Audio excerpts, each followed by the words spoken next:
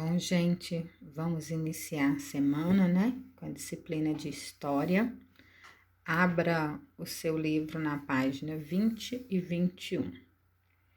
O objetivo da nossa aula hoje, gente, é identificar os principais motivos que levaram os europeus a empreender as primeiras expedições marítimas, ou seja, por que eles fizeram esse investimento? O que levaram os europeus a, a, a realizarem as primeiras expedições marítimas?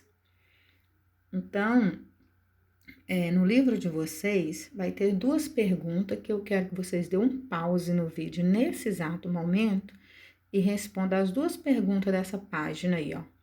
O que as pessoas dessa imagem estão fazendo? Você conhece esse meio de transporte? Qual é o nome dele? Após você responder isso, né? Aí, agora sim, nós vamos dar sequência aos nossos estudos. Bom, até o século XV, pouco se sabia a respeito dos oceanos e da geografia da Terra. As informações que os europeus possuíam eram imprecisas e povoadas de lendas e de histórias religiosas, sabe? Então, essas informações, na maioria das vezes, elas vinham assim, cheia de antiguidade, muita assombrava, sabe? As pessoas, então eles vinham cheios de histórias fabulosas, cheia de mitos e os seres monstruosos que eles falavam que tinham visto no oceano e tudo.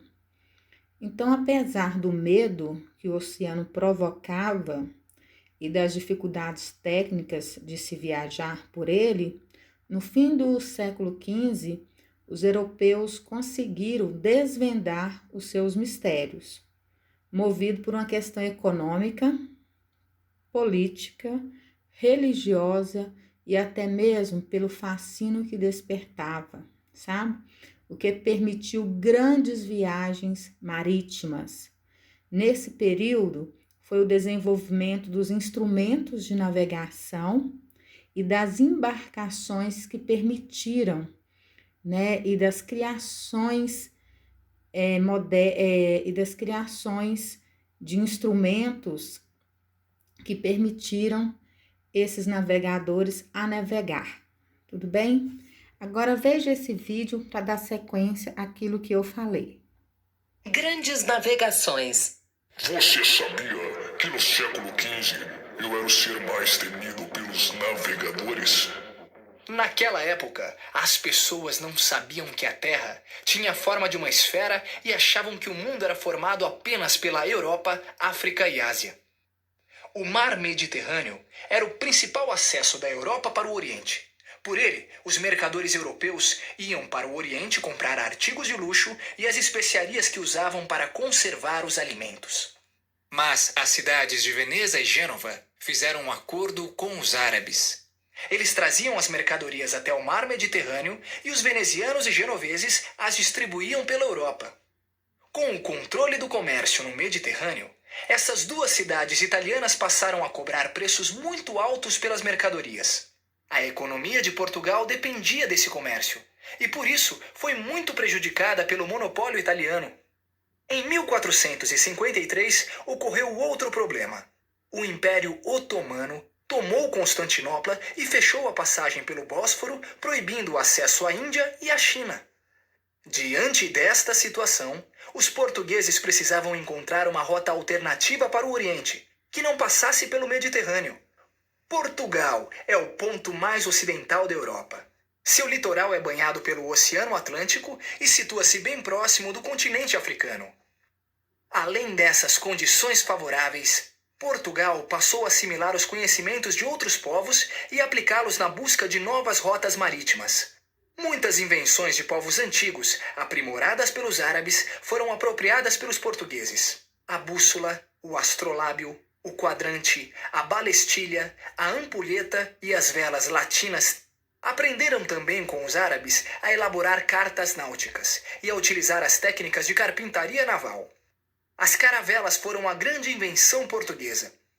Relativamente pequenas, leves e ágeis, as caravelas eram ideais para a navegação costeira. Eram dotadas de velas triangulares, que possibilitavam navegar contra o vento e desviar de obstáculos. Em caso de ataque, mudavam o curso rapidamente e podiam entrar com facilidade em rios e estuários, manobrar em águas rasas, contornar arrecifes e bancos de areia. Esta versatilidade deu às caravelas grande vantagem sobre os pesados navios mercantes usados no Mediterrâneo. Com toda essa tecnologia, os portugueses lançaram-se na procura de um caminho para o Oriente, contornando a costa da África. Durante quase todo o século XIV, Portugal tentou contornar o sul da África. Nessas explorações, os portugueses adquiriram uma grande experiência marítima e conquistaram vários pontos na costa ocidental da África, onde estabeleceram feitorias. Essas conquistas garantiram a Portugal a comercialização de arroz, peixe seco, sal, tecidos de algodão, ferro, cobre, malagueta, noz de cola, marfim, ouro e escravos. Em 1488, a frota de Bartolomeu Dias conseguiu dobrar o Cabo das Tormentas. Essa etapa, no caminho para o Oriente, era um grande desafio, pois os ventos fortes e as grandes tempestades que ali ocorrem faziam do local um ponto crítico. Quando o cabo foi ultrapassado, Dom João II mudou seu nome para Cabo da Boa Esperança, pois sua travessia comprovava que o Oceano Atlântico e o Índico se ligavam. Aumentavam assim as esperanças de os portugueses chegarem ao Oriente contornando a África. Finalmente, no ano de 1498, Vasco da Gama conseguiu chegar às Índias, contornando o continente africano, e Portugal adquiriu o monopólio do comércio das especiarias. Depois do retorno de Vasco da Gama, uma grande expedição foi organizada. Seu comandante, Pedro Álvares Cabral, tinha a missão de negociar acordos comerciais com os mercadores orientais. Durante a viagem, para escapar das zonas de calmaria, Cabral ordena que as embarcações façam uma rota mais a sudoeste. Mas o desvio foi tão grande que a frota atravessou o Atlântico, encontrando novas terras no meio do caminho. Dias depois, a frota de Cabral retoma o caminho para as Índias. Há algum tempo, os historiadores contestam esta versão. Segundo eles, o governo português já tinha conhecimento da existência de terras a oeste. Portanto, o desvio da frota de Cabral pode ter sido planejado para que encontrasse as terras que mais tarde foram chamadas de Brasil.